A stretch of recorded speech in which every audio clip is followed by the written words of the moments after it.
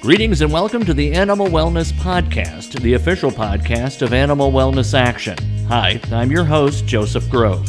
On this show, we talk about animals and the people who care about them and have the ability to improve their lives by influencing culture and supporting pro-animal laws and regulations. To stay up to date with all of our news and information, subscribe to this podcast, receive our free newsletters and more, visit animalwellnessaction.org. Normally, I'm joined by Marty Irby and Wayne Pacelli, but today I had the fortune of just being with Wayne Pacelli. He is the founder of Animal Wellness Action. Marty is the executive director, and he's off probably on a yacht somewhere. If I know Marty, he's slathered up in suntan lotion, he's got a fruity drink in his hand, and he's enjoying life, but we wish him well wherever Marty is. He's also our chief lobbyist in D.C., and you can read more about these good folks and their work at our website, animalwellnessaction.org. One of the most horrific things, I have to admit, that I've ever done was to set out at an older home I once lived in a glue trap for mice, and laid it out the night before, got up in the morning, the trap was successful, and on that trap was a mouse, and it was still alive, and watching that animal squirm, it was horrible. And that gets us a little bit into the topic of today, and that is trapping. Now, of course, there are many different kinds of traps, and we'll talk about those, but even that small experience gave me a firsthand, indelible taste of what it is like for animals when they are confined to the point where they are held against their will, where their very bodies and their motion is limited. And of course, with some of the traps that we'll talk about, the pain and suffering in the immediate sense is much worse. And then with that, I'll introduce our guests. Brenna Galdenzi is the president of Protect Our Wildlife Vermont. You can go to her website, protectourwildlifevt.org. She has been involved for a number of years now, helping Vermont residents understand the problem of trapping and campaigning to educate and bring sensitivity to the many animals in that great state of Vermont that suffer absolutely cruel deaths. So Brenna, on that happy note, I'll say welcome to the podcast, and thank you for your work. Thank you, Joe. Yeah, appreciate it. And Wayne, you and I had a nice conversation before this started, and you reminded me what a pioneering state we have in our westernmost continental neighbor, and that is California, which recently banned the trapping of all animals for sport or for profit. And there is some argument, not well made, that there is some profit in this activity. But Wayne, California has led the way on this. Give us a sense before we turn it over to Brenna, where the United States are when it comes to trapping, and what do our listeners need to know about the topic? Well, Joe, thanks for taking on this topic, and I'm delighted that we've got Brenna on the line today to share her insights and details about the campaign that she's conducting against steel jaw leg hold traps and other body gripping traps. It's an issue that I've been involved with from my youngest days when I was a college student in the 1980s and started an animal protection organization at my university. I continued that work pretty consistently and, in fact, led a bunch of ballot initiatives on this topic. And the purpose, Joe, was to stop the use of the most inhumane and commonly used traps by recreational and commercial trappers, typically licensed or authorized by state fish and wildlife agencies, who literally set out traps for weeks or months on end, typically steel-jawed leg-hold traps, but also wire snares, also conibear traps, which are a particular type of trap that's called a quick-killing trap, and often used in water to kill muskrats or beavers.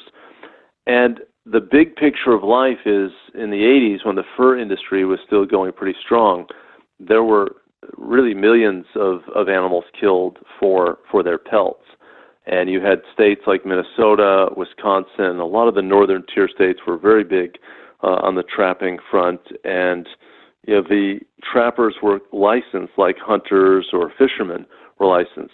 But it's a very different enterprise where, especially compared to hunting, where you aim a weapon at an animal and you intentionally kill that animal, whether it's with a rifle or a shotgun or, some other firearm, or it's a bow and arrow. You're aiming at an animal, not to say that it's always precise or that the killing is done swiftly or so cleanly, as it's called. Trapping is a different enterprise. You're essentially hiding a trap out there, and you set the jaws open. If it's a leg hold trap, there's a pressure-sensitive pan, and you open the trap so the jaws are wide open, so it's aligned with the ground. And this pan is sticking up a little bit. You obscure it with leaves, or you put some dirt on it, and you often place it in an area where animals travel. It might be by the water, or it might be on a natural path that animals take through the woods. And if the animal is heavy enough, they will trigger the pressure-sensitive pan. The jaws will slam shut. Now, they're called leg hold traps because it's supposed to catch the leg, so the jaws slam shut on the leg.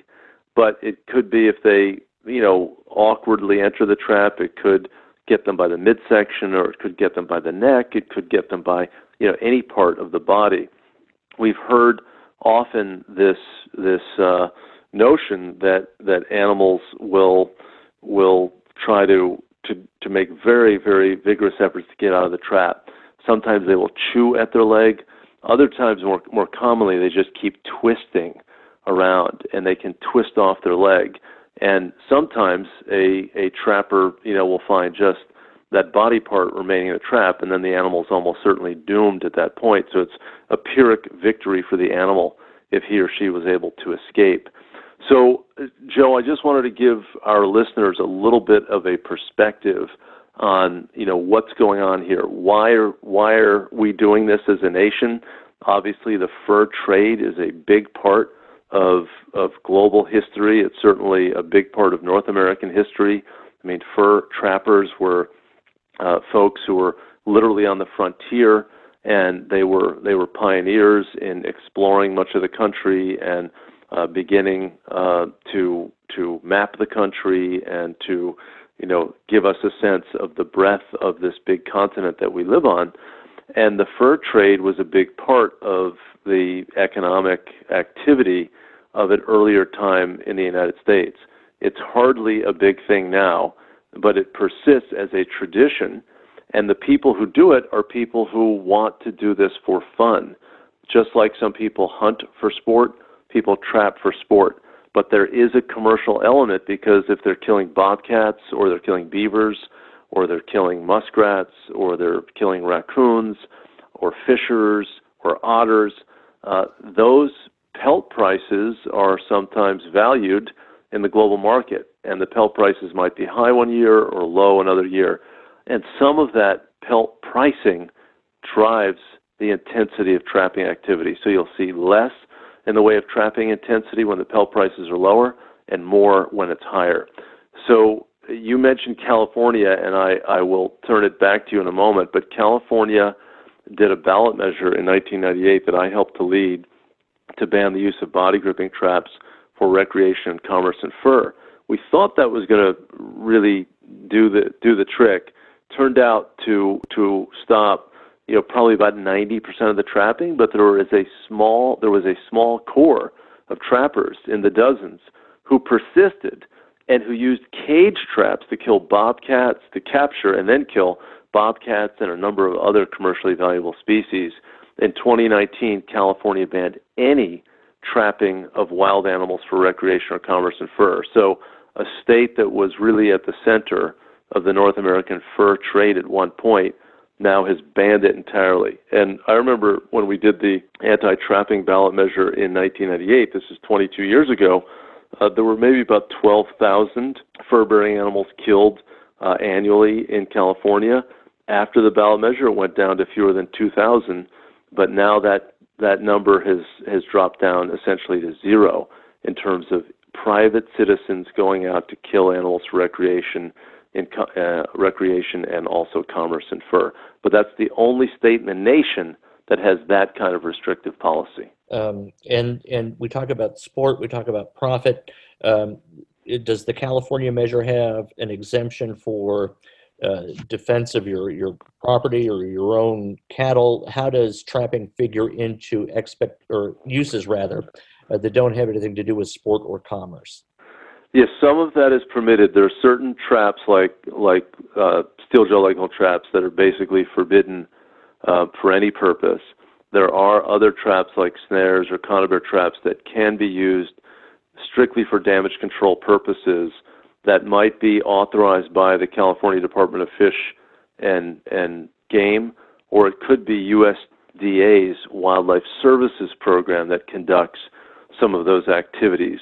When you mentioned at the start of our program, Joe, the idea of trapping of mice with glue traps, that's an entirely different enterprise. That's not an animal who's commercially valued in any way. It's viewed by homeowners as a defensive action there. I mean, I think it's unconscionable to use glue traps. I mean, they're horrific, horrific and cruel.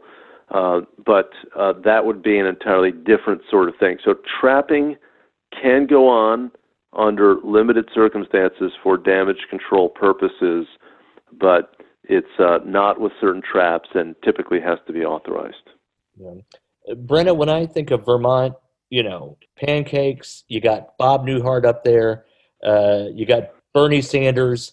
I don't really think of Vermont being a trapping kind of state, but apparently it is. Talk about Vermont, what trapping means to the state, its culture, its heritage, and what's being done there to help the animals that might otherwise meet this death. Yeah, it was about a decade ago. I didn't really know much about trapping, leg hold trapping, body gripping, kill trapping. And I was volunteering for another animal protection organization, and they had a manual with all their different campaigns that they focus on. And I came across, and I'm telling you this because this is what kind of sent me on my path, I came across this photo of a beautiful bobcat, a dead bobcat, in the snow with some blood spattering on the snow. The animal's paw was in, a metal trap, crushed. And behind the animal, there was a man smiling. And I looked at one of my fellow volunteers and I said, what is this? I hope that, the person called the game warden, this has got to be illegal. This is awful. This is animal cruelty. And my fellow volunteer looked at me and said, you've got a lot to learn, Brenna, because everything in that photo is not only completely legal, but it's fiercely promoted by the State Fish and Wildlife Agency. So that set me on a path to learn everything I could in order to be an effective advocate for bobcats and foxes and coyotes and other fur bearer species who are trapped. To really understand, I just couldn't understand why. What would ever cause somebody to want to inflict that kind of pain and suffering on an animal? I think that's one of the big differences between, even hunting and trapping, as Wayne touched on. When you're hunting, there's somebody, at the other end, pulling the trigger, making an informed decision, and hopefully taking a clean shot. With trapping, there's nobody at the other end of the trigger. It's and it's rooted in just abject cruelty. Right. So yeah, Joe, I just want to jump in. I've likened steel jaw traps and other body gripping traps to landmines for wildlife. I mean, they're just planted there, and you don't even see them. And an animal then steps on the trap, just like a person or an animal would step on a landmine, and then life changes forever at that point. And they are cruel and indiscriminate. I mean, the thing is, if you're trying to hunt for a bobcat, if you're trying to trap for a bobcat, and you're setting out the trap, any animal that has enough weight, a lot of the traps are factored by the weight, that the pan has a certain pressure that triggers it. But any animal large enough to trigger that trap for a bobcat can be caught. So, there has been some discussion that for every target animal, depending upon the species that the trapper is targeting, there might be 2 non-target animals caught for every one who's a target. Some people might say it's 5 or 10 non-target animals. It really depends on what the trapper, what type of species the trapper is aiming for. And Right. because these traps are often baited with meat, for coyotes and bobcats, you have protected species like bald eagles who hunt based on their sight, and they will fly down and they'll inspect, the bait site at the leg hole trap. And these animals, these raptors, are trapped every year in traps set for coyotes and bobcats and foxes and other animals. So they are landmines, and you've got hungry animals out there. During the winter months, they're attracted to this bait, and any unlucky animal that steps on that will end up trapped. So that's one of the biggest problems, is that they're just non-selective, despite what trappers and state fish and wildlife agencies will have you believe. And if I may, I really think that social media will ultimately be the death of trapping. I really do, because for a very long time, trapping has been able to flourish out of public sight, and you have these very powerful state fish and wildlife agencies with their pro-trapping propaganda machines. The general public has been largely left to think that trapping is conservation, trapping is warranted.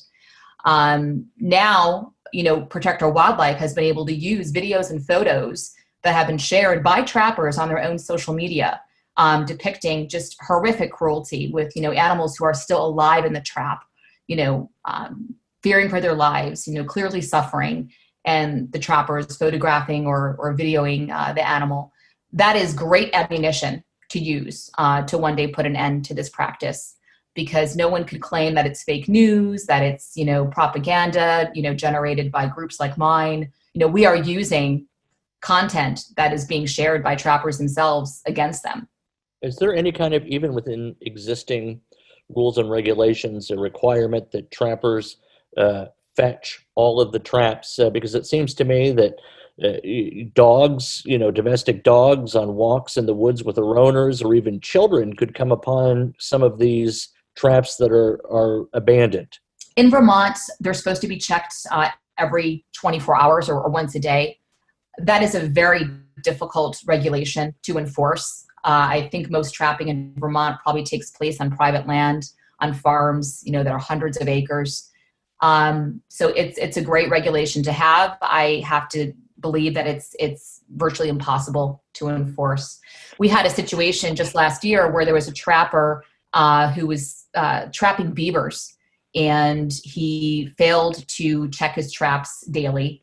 And this was uncovered by a person who was out hiking and happened to see that trapper had caught a blue heron, a great blue heron, and a red-tailed hawk in those traps set for beavers, and both animals obviously died. And even when the warden found that the trapper hadn't been checking his traps daily, the trapper wasn't even ticketed. So not only are these regulations difficult to enforce, I don't know if it's the same in other states, but I find that too often they're not taken seriously, and trappers aren't ticketed and fined. Great. Well, you're right, Brenna, that this is Wayne again, that a 24-hour standard is one of the best, but it's still ridiculous. I mean, imagine getting your hand, stuck in a car door. I mean, after 1 minute, you'd be struggling and screaming. Imagine that last 10 minutes or a half an hour or 2 hours or 5 hours or 12 hours. I mean, to have an animal caught with a body crushing trap for 24 hours is unconscionable to me. And some states have 72-hour trap check requirements. So the animal is going to be there for 3 days.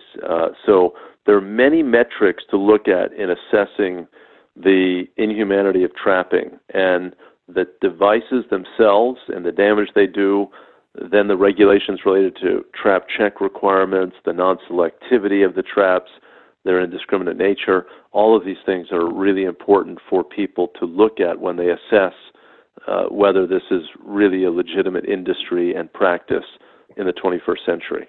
I know in Kentucky there are parts of our state where cockfighting, for example, and we had a podcast about cockfighting in some of the U.S. territories, where the argument is this is such a huge part of our culture that we ought to turn a blind eye to it.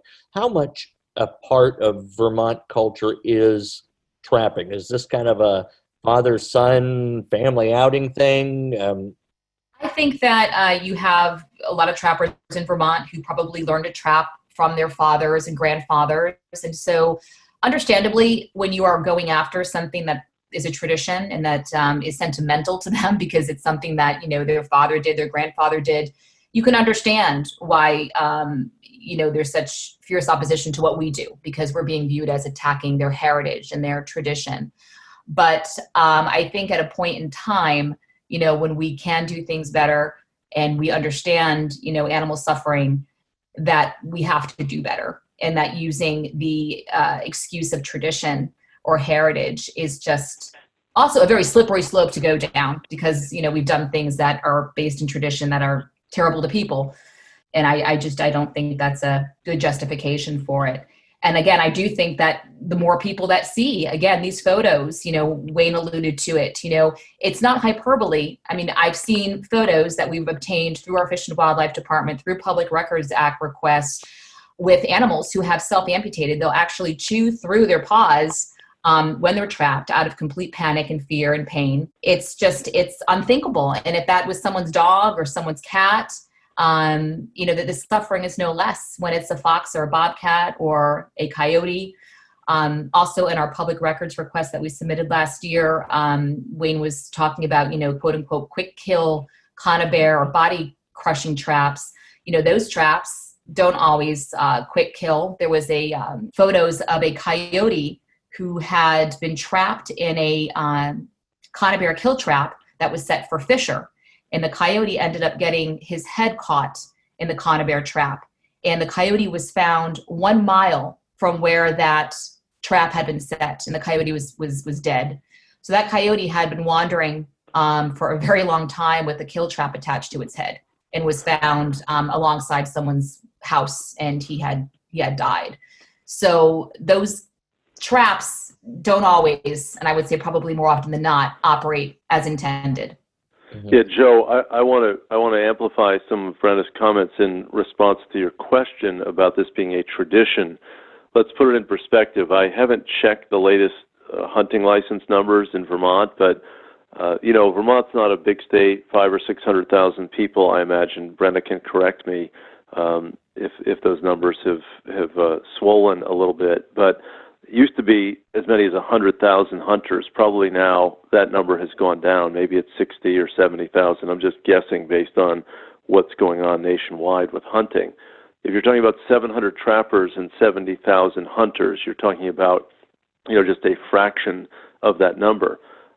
So the number of participants is relatively small. We're talking way, way less than 1% of the population. And the other distinction, I think, with hunting, just while we're talking about that, which I think is a very important ethical question, as well as the selectivity and the intentionality of hunting, where you're actually looking at the prey you're trying to kill and then delivering a shot that's supposed to kill the animal quickly. Many hunters, the vast majority of hunters, are hunting for meat. They are killing the animal and then consuming the product. With trapping, nobody is really consuming the meat of any of these animals. The animals are killed for their pelts, they're skinning them, and they're leaving the carcass behind. I think when we look at justifiable uses of animals, there's a continuum. You mentioned cockfighting, other forms of animal fighting. We don't, as a society, accept the idea of staging fights between animals just for our human amusement and entertainment. On the other side of the equation, if we're a meat-eating society and someone's hunting deer, well, a lot of people think, well, that is fundamentally the same sort of food gathering exercise. But to kill animals just for their pelts, and then to sell the pelt into the fur trade, which is also, in the broadest sense, a discredited industry that is also on the decline, with so many dozens of major fashion companies, from Versace to Armani to so many companies. Even Macy's recently pledged to end its use of fur. It's just not justifiable anymore. And traditions exist, but we adapt our societal values over time, and we make an ongoing judgment. That's why we have legislative bodies that have an ongoing purpose, that convene annually. They look at important questions in our society. They organize our society, but they also are there to reflect our values. And when you look at the cruelty, the indiscriminate nature of the traps, the fact that they're not doing it for meat, the fact they're selling it for fur, which is no longer a necessary garment, that's where that tradition comes under scrutiny, and where Brenna and other campaigners are rightly calling for an end to the use of these traps. And we did a survey through the University of Vermont Center for Rural Studies back in 2017, where Vermonters were polled and asked if they oppose trapping. And 75% of Vermonters polled want to end trapping. So I think that is very telling. Now, I don't know what that number would have been 20 years ago before social media and before the world, I think, has really seen what trapping looks like, but that's very telling, and it makes me, it's hopeful. In fact, over the last 20 years or so, the number of licenses granted in Vermont has gone down dramatically. We were talking about some numbers before we started recording. It was something like 43% fewer licenses have been granted or applied for over the last few years. Yeah. Do you perceive that to be the case, and what's behind that trend? I think it's probably a trend nationwide. Hunting license sales are also on the decline in Vermont. I mean, trappers now, they're 0.0015 of Vermont's population. And despite the fact that we still have a state fish and wildlife agency that is still trying desperately to recruit new trappers. And they're really just feeding this dying industry versus putting energies into other ways that people can recreate with wildlife. We have something now called camera trapping, where people set up, game cameras and trap animals on their camera and view them that way. People are looking to other ways to experience and to interact with wildlife that don't involve, such archaic methods like trapping. And we were Did you say that they're recruiting? I'm sorry, Brenna, but you said something very interesting, and that is your perception is that trappers are being recruited by your Fish and Wildlife Agency? Absolutely. What does that look like, and why are they doing it? I think they might be doing it, and this is just a guess, at the pressure of national sportsmen's groups. I think they realize that certain traditions are on the decline, and they're trying very hard to remain relevant. One thing that was really interesting is our Fish and Wildlife Department. There's an annual fur bearer newsletter that's directed at trappers, but it's for the public to read as well. And a couple of years ago, they were actually coaching trappers on how to post photos on social media and warning trappers that the photos and the content that they were sharing was being used against them, which I found very interesting. That they, feel a need to kind of manage what trappers are doing in order to project, the right image. And, on their own, on Fish and Wildlife's own Facebook pages, during deer hunting, we see lots of photos of deer, and during fishing seasons, lots of photos of fish and ice fishing. It's telling that during trapping season, it's completely silent on Fish and Wildlife's Facebook page. They realize that trapping really, remains alive if it's kept in the dark. And we've asked Fish and Wildlife each year at the start of trapping season, can you please notify people that traps are set on public lands, and those traps will catch dogs if they're unleashed. And it's always been a challenge to get them to communicate on trapping. So it's one of those. I'm sorry. Yeah. So what about the argument that the sale of licenses like this inures to the greater good of the wildlife community, that somehow or another this money is put back in for conservation purposes, I know some Fish and Wildlife offices are saying that owing to the decline of hunting licenses, for example, to talk about a parallel activity, the decline of the sale of those licenses is making it harder for them to protect wildlife writ large.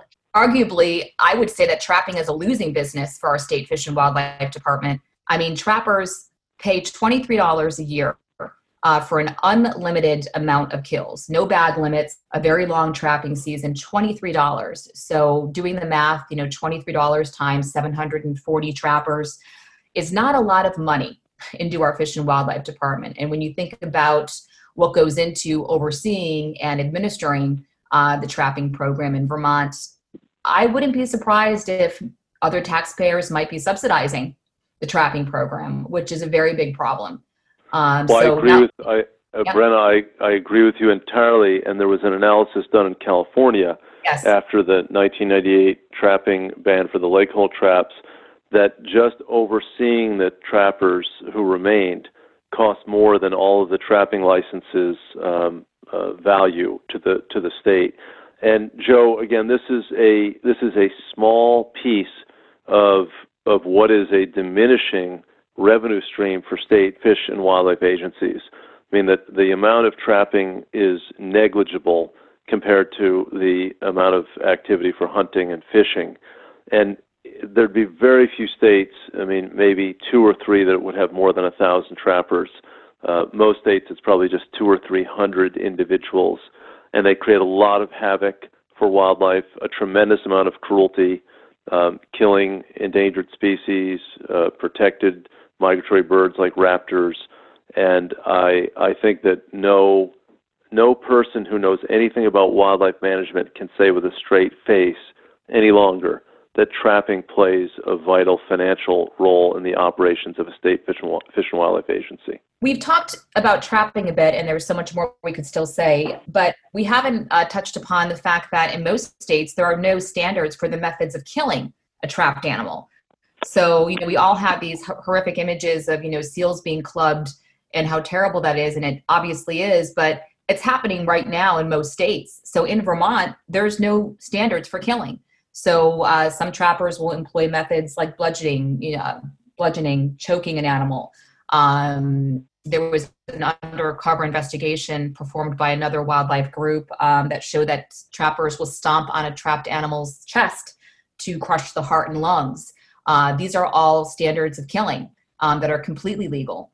And sometimes these other options for killing other than shooting are done because they want to preserve the pelt.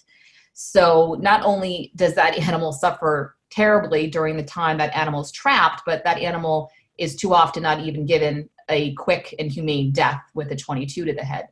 I've seen the most despicable ways of killing these trapped animals. So I think that's fascinating. Frankly, I did not consider that aspect of it. It seems like they can get away with activities that, notwithstanding the element of trapping, would be pegged as torture.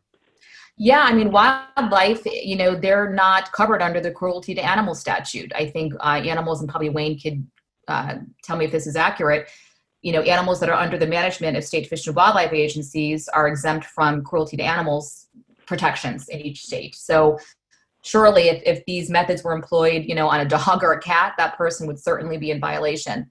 But because it's a wild animal, there's virtually no protections. Yeah, some of the states do have explicit exemptions for traditional wildlife management activities. Many state anti-cruelty statutes do not exempt those, but the tradition is to ignore them, as Brenna says, and to have this completely differential standard for the treatment of domesticated animals and wild animals. There have been some prosecutions of people who've done terrible things to wild animals, and that should be the case. It's cruelty to animals statutes. It doesn't say just cruelty to pets. Of course, it's horrible to be cruel to pets, but it's equally cruel to do the same thing to another mammal. What's the difference between a domesticated dog and a coyote or a fox or a wolf? What's the difference between doing something terrible to a domesticated tabby and to a bobcat, which is really the most coveted of the fur-bearing animals in terms of trapping programs? Thousands and thousands of them are killed every year in the United States. And Joe, I do want to draw another distinction as we're talking about the state fish and wildlife agencies. A lot of hunters and state fish and wildlife agencies talk about what they call the North American model of wildlife management. And that was a response to the market killing of bison and passenger pigeons and so many other species in the 19th century, when people just slaughtered animals for commerce. They killed buffalo for their hides and for their tongues. They killed passenger pigeons for the meat to supply the emerging cities with immigrant populations. And we liquidated species. We lost certain species entirely. Others were brought to the brink of extinction. And in the early part of the 20th century, the new model was developed where states set limits on the killing. They required licensure. They tried to make an assessment of overall population numbers and to then see that the kill did not exceed sustainable limits. They also imposed what was a critical standard, which is the personal utilization of the animal, but not the sale of parts of the body.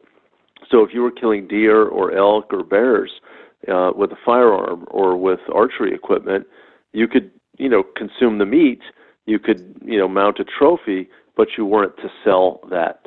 The trapping industry is a remnant of the 19th century model and totally at odds with the 20th century and now 21st century model of North American wildlife management, where you're killing the animal for commerce. And the pressure on the species is driven by the value of the commercial exchange, in this case, the sale of the pelt. So this is a vestigial practice, and it is really not aligned with our current system of wildlife management in the United States. And Wayne, I think it would be great if we could have maybe a future podcast on the North American model and how a lot of these state fish and wildlife agencies, because they support trapping, are really at odds with the North American model that they supposedly prescribe to. I mean, as you said, the North American model says, there's no commerce in dead animals. That's not accepted. Also, the North American model says that wildlife may only be killed for a legitimate purpose. Well, what purpose is there killing an otter when the pelts are worthless? No one eats otter meat. So I think these state fish and wildlife agencies are, again, going to have a very difficult time, telling the public how out of one side of their mouth they claim to support the North American model, while simultaneously endorsing activities that are clearly at odds with the model. Right. And two other things I think to note. One is that not only when these animals are trapped and killed, we often leave at the mercy of nature and other predators, the younglings of these trapped and killed animals. And at the same time, even on your website, there are examples relative to the nuisance justification of trapping, many workarounds that are humane, protections against one's holdings, against beavers that don't involve trapping beavers. Care to comment on either of those components, Brenna? Well, getting back to, animals that are incidentally trapped, and I would really urge any wildlife advocate in different states to, again, submit public records requests to your state fish and wildlife agencies. All this information should be available to you. We have found, black bears, deer, Canada goose, red-tailed hawk, screech owl, barred owl, so many different types of animals, who have been caught in these traps and have died.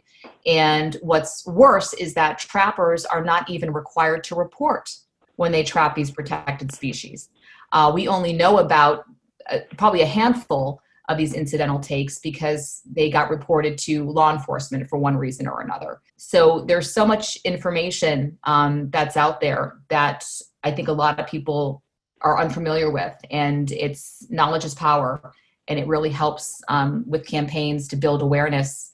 As far as, animals who are causing damage to property in Vermont, landowners can use even traps that are illegal. They can use snares. It's completely unregulated. And what's unfortunate is that there are a lot of options out there that are not only humane, but that they're sustainable solutions to wildlife conflicts. And that's something else that we focus on heavily each year, trying to get people to, instead of killing, getting to the root cause of the problem and fixing that. And our website does offer a lot of different options, and because animals are orphaned. If you're killing, a fox in the spring or in the summer, you're most likely going to leave, kits behind. And those are unintended consequences. Final thoughts, Wayne? Well, no, Joe, thank you again for hitting this topic on the podcast. And thanks for Brenna and her great insights, and really appreciate her activism. I think that this issue is bound up with the fur trade. We kill wild animals for market purposes with inhumane traps, steel jaw traps, snares, conibear traps, to weave together ultimately a garment that is no longer necessary. We have natural plant-based products. We have synthetic products that can keep us warm. When explorers go to the North Pole or the South Pole, they don't go in a bobcat coat or a coyote coat. They go in the latest innovations in keeping people warm, that are light and durable. The world has changed. The fur trade was a big thing, in the 18th century and even the 19th century, but it's no longer a big thing today. Killing animals on fur factories is similarly unnecessary and inhumane. We just need to end this era of killing animals for fur and this random slaughter of dozens of fur-bearing species for their pelts, done by a small percentage of people in the state who just are obviously not factoring the suffering that these animals endure, is something that needs to end. And it will only happen if dedicated people apply the levers of government, because government is sanctioning this and it's organizing these activities, and this is the way that we're going to stop it. And of course, as we see more and more major fashion companies say that they're no longer going to sell fur, that's going to increase pressure on the trappers and diminish their ranks, because there won't be really any value for these pelts. Brenna Galdenzi, president and co-founder of Protect Our Wildlife Vermont. You can find her and her information, protectourwildlifevt.org, Facebook, YouTube. You can search for Protect Wildlife VT on Instagram and Twitter to learn not only about what's happening in Vermont, but germane to all of us who care about animals, what happens with trapping and its various issues across the country. And Wayne, thank you again so much for being here. Thank you so much for listening to the Animal Wellness Podcast. I've been your host, Joseph Grove. Be sure to visit animalwellnessaction.org to find out about all of our legislative efforts, subscribe to our newsletters, and link up with our social media channels. Want to subscribe to this podcast? Go to iTunes, Stitcher, Spotify, Podbean, and we'll be back real soon with another episode of the Animal Wellness Podcast.